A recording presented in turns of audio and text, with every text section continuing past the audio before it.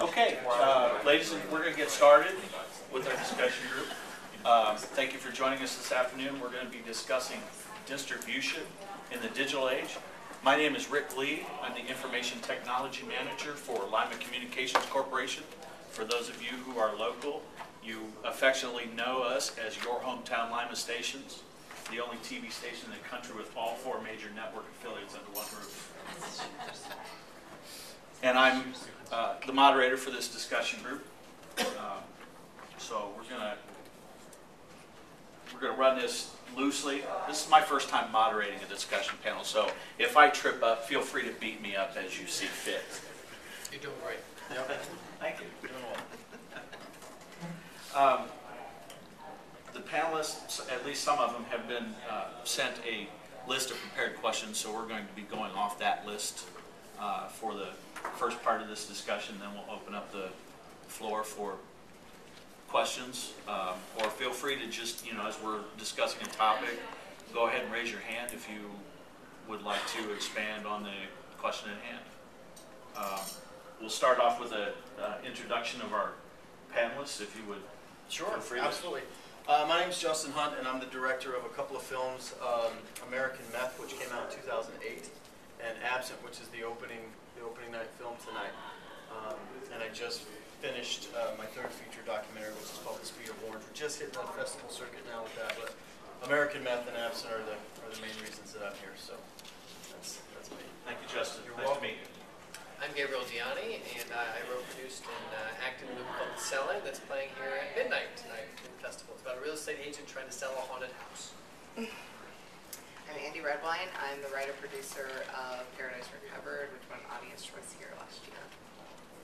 I'm Glenn Burgetts. I've done 5 feature films that are finished. They all have distribution deals. We just finished shooting a 6th, and we're going to be shooting a 7th next month. And my film, The Worst Movie Ever, showed here last year as the Midnight Movie. My name is Theodore James. I used to work at the Regal Cinema 7 theater here in town.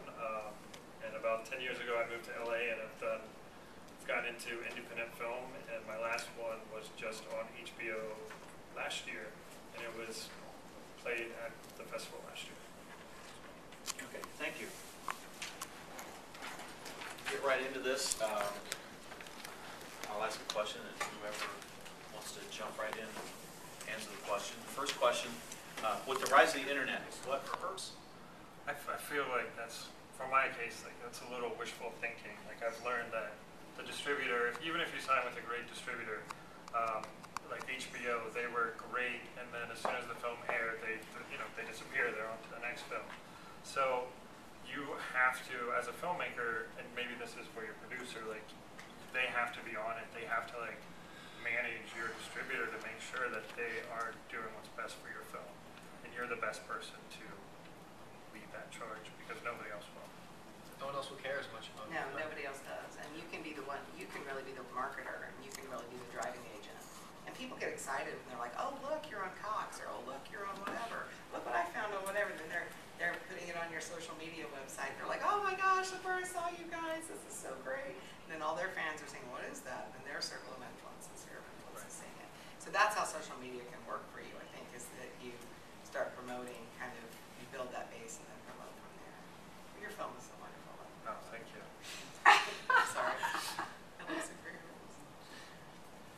Okay, let's talk a little bit how licensing production has changed as far as the internet is concerned.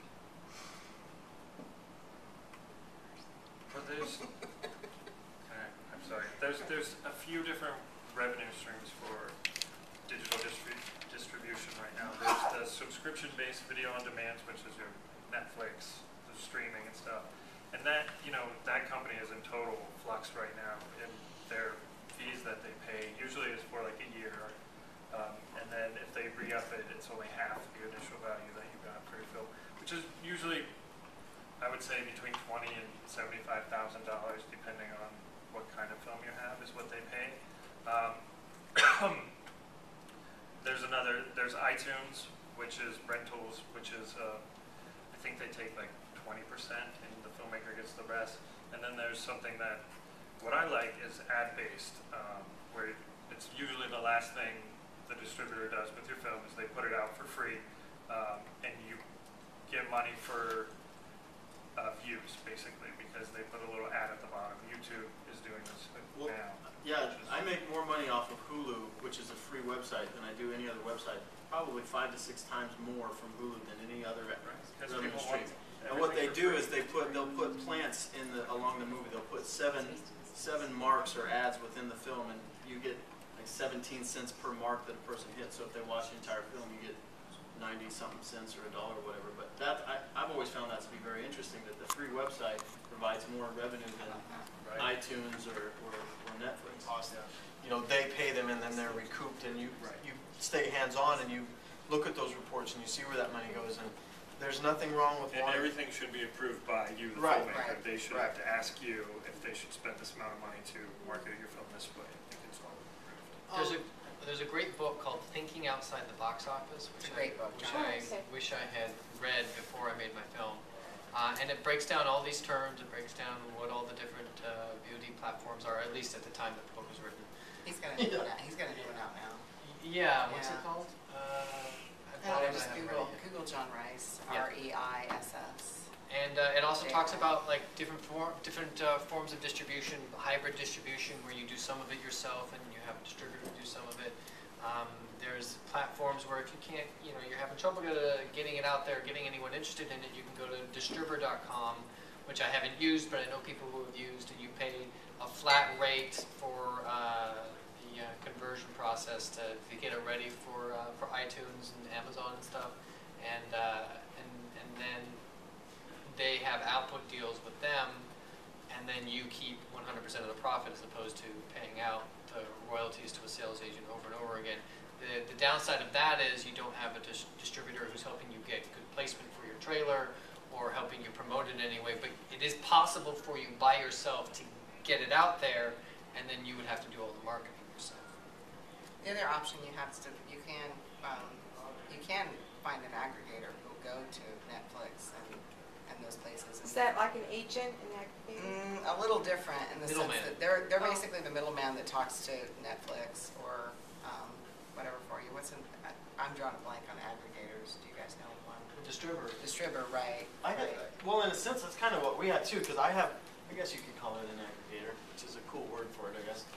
But I have a guy, Mark Bosco with the Bosco Group, and what his job is to go out and find content for Gravitas, and Gravitas takes the content to the Netflix and the iTunes and stuff. So I guess you could consider him an aggregator. He's a middleman. Yeah. Yeah, I have 2 middlemen. Well.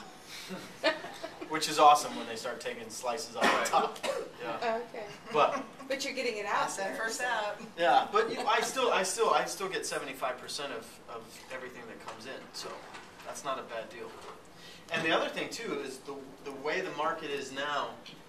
Anybody, you guys might disagree, but any distributor who says they want 100% of the rights, I am a little weary of, because like the guys that I work with, they're like, yeah, do your thing. If you can sell on your website, Absolutely. if you can sell it at screenings, do that. But we're going to do our thing too.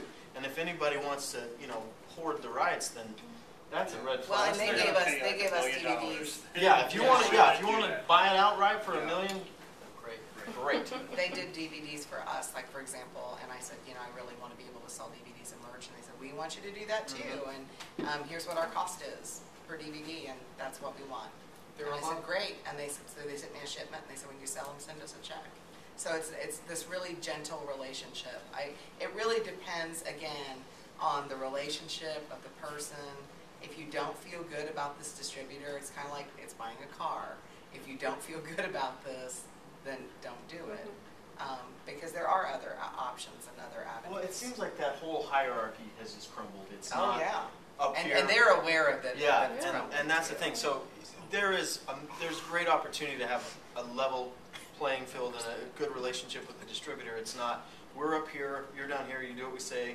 Because I knew a guy who he had a film and he sold 750,000 copies and owed the distributor money for the marketing costs and those kinds of things. It's not like that anymore. No. You can get really good working relationships. And that's another thing, if you do have a good rep, working for you, they'll go over the contract and say, nah, Buster, you're doing this. And so that's the nice thing. So our rep's also an attorney, an entertainment attorney, so that's nice too. That's helpful. So he goes through all the contracts and checks with us. And he used to work for Warner, which was great. So he sat on the end of getting, all these films in, and he's like, you know what? These guys really need some help, and so he started working with independents. And I really like them a lot. But you gotta find that guy that you can trust, and that's That's another it. thing, Well, too. and that's it. That's the other thing. It's going to film festivals, and a lot of reps go to film festivals just to find things, and then the director of the film festival will say, hey, I want you to meet an old friend of mine, or this guy's been sitting on our board for 15 years, and he's a good Joe, and I think he'll do you right.